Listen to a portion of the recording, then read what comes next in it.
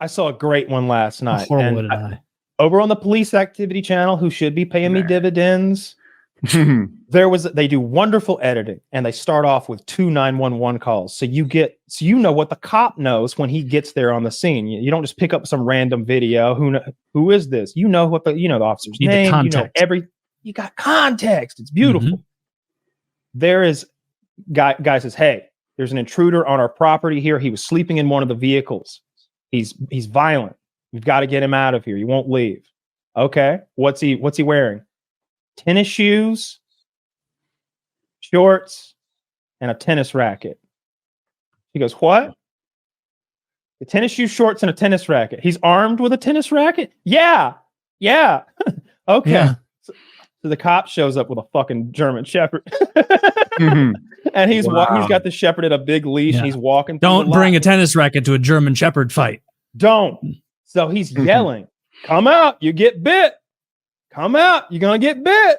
Gives him like 3-4 of those big loud warnings. Dude's definitely heard this shit because he's yelling back. Can't really tell what. He's cursing. He's crazed. He's wearing tennis shoe shorts and a tennis racket. He's out of his fucking mind. And so the cop unbuckles that fucking dog and go, I can't remember it. Pocket maybe? Whatever he says.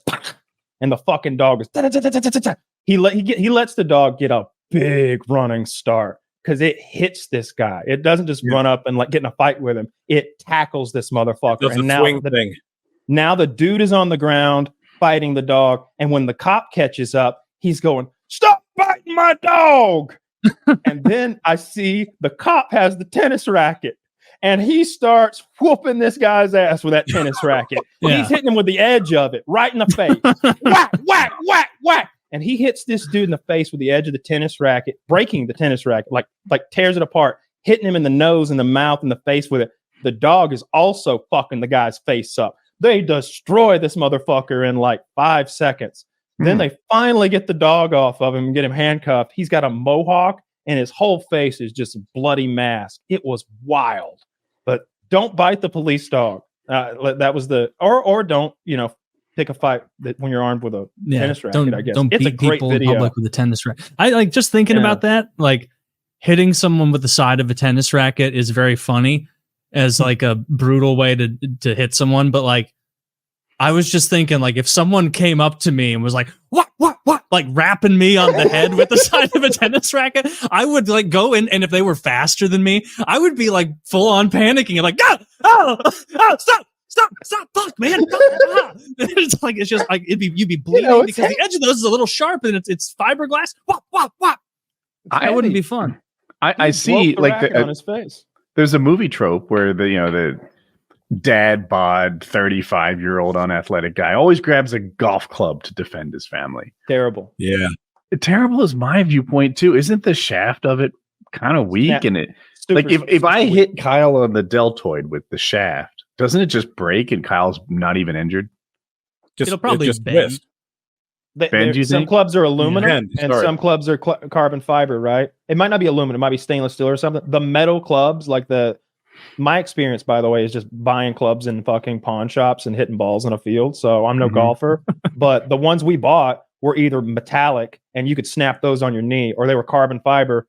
And it was tough carbon fiber, the kind of like fishing rod, tougher than a fishing rod, like the best ones at the base. Like it felt real tough.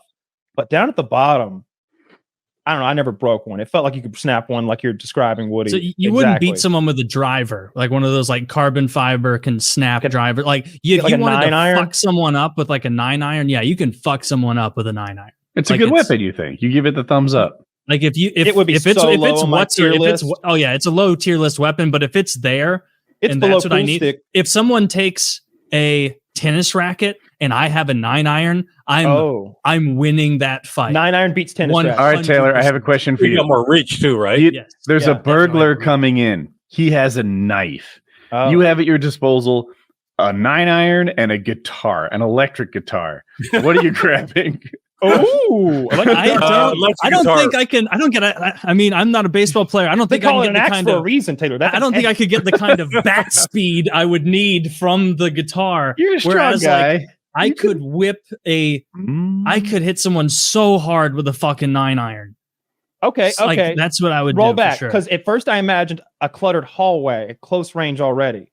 That's guitar territory. But if I can like stand off like Jean-Claude Van Damme, do my kata, like fucking adjust my robe, and then like kind of karate kick the ottoman out of the way just to show off a little, kind of get I love the scene. I just you realize like, you're not athletic enough for flips, so you're doing like somersaults. I like the idea that the You see that? He Ottoman did a moves an bad unimpressive handstand. 9 inches, and he's like, "Well, this fuck." Where'd he go? Oh, he's right there. He's very slow, actually. I think stand up and do that. Yeah, I think in open territory like that, I would still take the 9-iron, because, but it comes with a problem, and it's the one Woody pointed out. If you don't hit them with the head of the club, I think you could break the club or warp the club in such a way that it's no longer really swingable without like sort of being this silly thing that doesn't quite work anymore. You lose a lot of it doesn't work anymore. So I'd take the 9-iron in that situation, but you'd have to be careful with it, because if you don't hit them with the head, it'll break on them on like a shoulder. I think it'd bend around their shoulder. If you were a dummy like they do in the movies and you just hit them across the midsection with the middle of your 9-iron, it just ruins your 9-iron. You gotta hit him with the head of the club. Yeah. The big old in the head. Part. Yeah, that'll kill them. Like, you hit someone hard with the club. I'm trying to fucking put a divot in their face if I'm swinging a 9-iron at them. I'll throw it at Wolf. Your weapon is a pull cue, and you're gonna swing it at someone. You know, I don't have to. I said the word right. It has 2 attacks. A pull stick. Pull cue. Do I use the pull cue wrong? You're right. Either work. Okay. The heavy end, sure. You would hold the heavy end or the light end? No. You'd hold the light end. Okay. You hit somebody with a light end, it's not going to. That would hurt less than a broomstick. I think I've put more thought into this. Just to interject. Pull cue. You got to think of it like a weapon in a video game. It has 3 attack modes. Okay. You can swing it. You can stab with it, which I think would be incredibly effective. If you poke somebody in the eye with it, you could outright kill them. You could also take that 2-piece pull cue apart. See, and now you have a really effective club. And you can throw the other piece of shit away. Yeah. Well, how patient is the guy who's trying to fuck you up that you're having time to? He's very. We're preparing for battle, Taylor. I mean, he's patient enough. I'll tell you. I have an answer for you, Taylor. He was so patient. He agreed to meet me in my billiard room. Okay, for this fucking scenario that we're discussing. He's over there juggling, trying to pick which ball will be his. However, weapon. let me say, I would take both my socks off if I had those, double them up through a pool ball in there, and then I feel like that's an even better weapon than the stick. How about this, Kyle? You have the prison talk coming out. You know what I would do? I'd take 3 locks, put them in a sock. As someone actually trained with martial arts back in the day, and like the quarterstaff was one of my good weapons when I did martial arts. And whenever whenever I took girls on pool dates, I'd do the twirly thing as I'm walking around the table to look really cool and stuff like that. Yeah, really cool. Twirl it behind my back and stuff. Do you wear the cowboy hat when you go out like that? Do you whistle the Harlem Globetrotters music on your I do cartwheels when I play pool to look cool. No, I twirl it around. I've got the trick where it goes around my hand and all that stuff. But the best thing, I mean, if you could unscrew it fast enough, using 2 of them like Kempo sticks. You know the art that you've seen them do with the 2 sticks? That's probably the most effective thing you could do with it, because you have the light one and you have the heavy one, which is even more effective because it's shorter. Can I snap them with that like real quick, and then while they're blinded a little bit, club them over the fucking head? It's literally like your fist, like a jab and a round. I like the idea in Kyle's lengthy pool room like preparation. He's taking the chalk and making it loose so he can throw it in his eyes. Oh yes, dude! I've got a whole. And then they're blinded. I do Bruce Lee move. Pocket sand action. If I ever fight somebody like in a dark room, if I'm using Kempo sticks and pool cue and pool chalk to fight someone, there's not a chance in the world I don't do some Bruce Lee noises like as I sneak around the room just to really throw him off. And look, you cannot say if you were a home invader. Just imagine. Yes, I'm invading your home.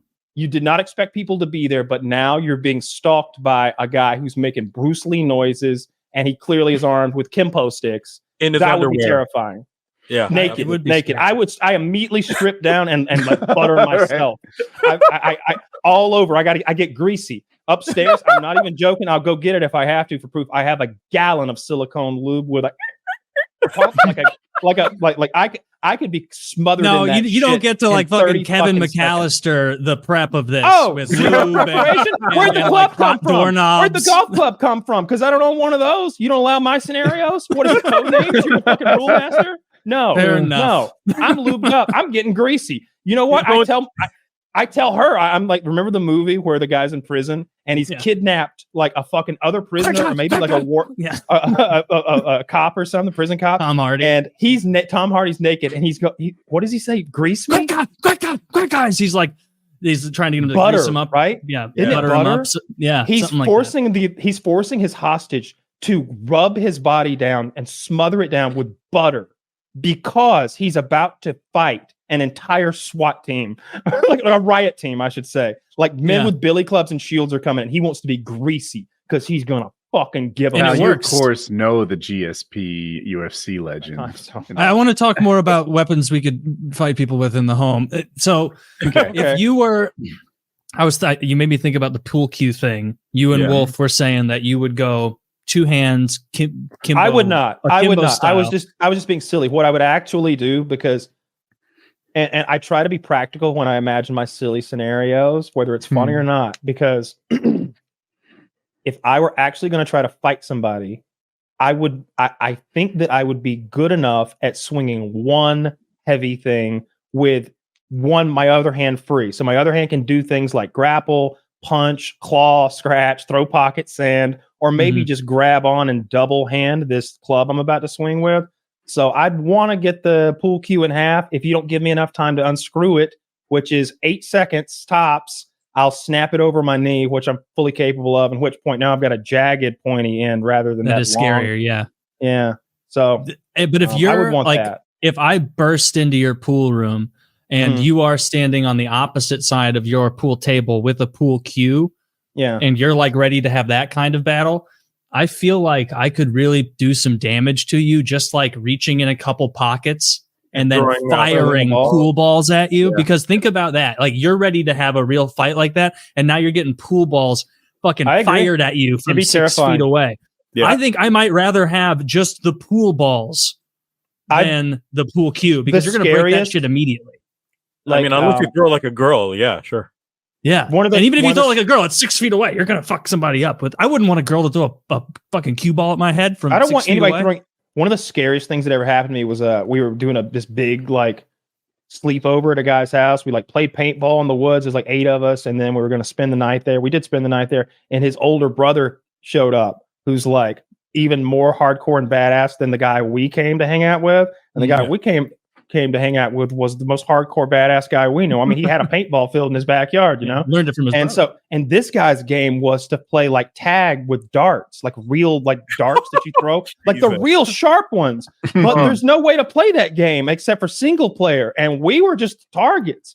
And that was so scary. I was fine with fighting or like wrestling or like being rough housing or whatever. But when he started hurling darts at people, like a few of us ended up in a back bedroom in the basement, like with the door, like holding the door back against them. It became a silly game. But then, like the way the room worked, it was a finished basement, but the ceilings weren't completely connected with the drywall at the top, such that he could sort of get up in and like throw darts into the room from the corners. And so a dart would just hit the fucking floor next to it, and we're all. It was scary. Every time I went, that's actually really scary. Dude, every time I went to a guy's house, and again, like it was Chad, John Scott, and Jacob, cool dudes, hardcore dudes, the kind of dudes that do backflips off of the fucking swing in 3rd grade, like that guy. They're a great description. In every case, they're fucking older. They had an older brother, and that's the reason they were that kind of badass, so young. And their older brother was always a wild man. Like he drove a Camaro or something. He drove a sports car or a motorcycle. He did silly. He had a dirt bike. Like he also did backflips, but he did 2 backflips just off the second floor of their house, then landed on a trampoline and just rode it out stiff legging, like mean mugging you. That kid dangled me over a fucking balcony for the fuck of it. Just put a scare into me. Like you were Michael Jackson's kid. What happened to him now? I don't remember, but I remember hearing a story. Here's how they scared us about him. They told us that he had and of course it's bullshit, that he had hit a kid in the nose and driven that kid's nose into his brain and killed him. That was, but when you that hear was that, such a common rumor. Of course, yeah, but every town's had that rumor. When you're like 10 or 12, you believe that shit. Absolutely. You're like, his name was Don. That was his fucking name. I remember now. Yeah, Don was fucking Donnie hardcore. Darts, we called him. He dangled me off a balcony like a child. And I had to be like 140 pounds back then. You know, I wasn't a tiny 12-year-old. Yeah. And then you do sound like a child in this story, though. Well, I mean, I was dangled. I was a child to him for sure. Yeah. I mean, he was a man grown.